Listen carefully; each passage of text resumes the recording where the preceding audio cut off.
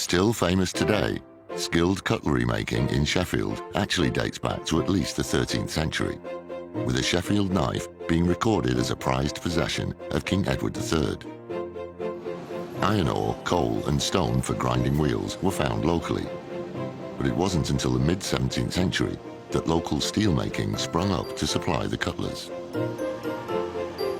200 years later, nearly half of Europe's steel output came from the Sheffield area.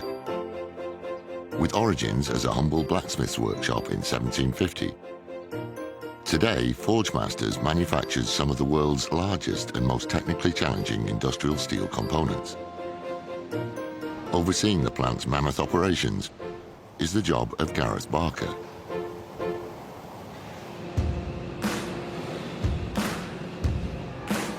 At Sheffield Forgemasters, we're a big casting and forging business, making ultra-large castings and forgings for various different markets, defence, power generation, steel processing, offshore. We're the biggest in the UK by somewhat. Our biggest finished casting is about 350 tonnes. Globally, that as a casting is one of the biggest castings in the world.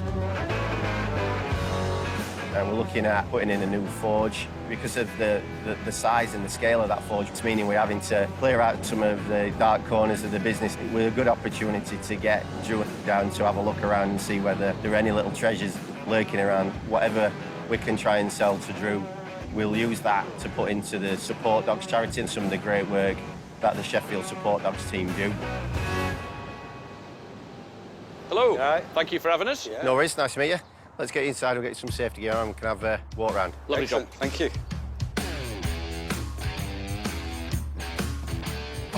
Oh, wow, look at this. My God. So this is our heavy forge, so it's where we take steel ingot and then squeeze it into different shapes. OK. On the job list today at Forgemasters, a 120-ton chunk of alloyed steel is being heated in a giant 500 cubic metre gas-powered furnace. So what temperature is it in there? So it'll be around between 1100 and 1200 degrees C. Wow. The heat is unbelievable. Oh. I mean, feel it burn in your face. That is incredible. It's good, isn't it? That is incredible. Oh, my God. Happy. At what points do you stamp polo on it? This mammoth component is destined for highly classified use in the UK defence industry.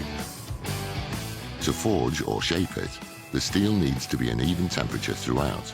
A chunk of metal this size can take 4 days in the furnace before it's ready to be squeezed in a giant press.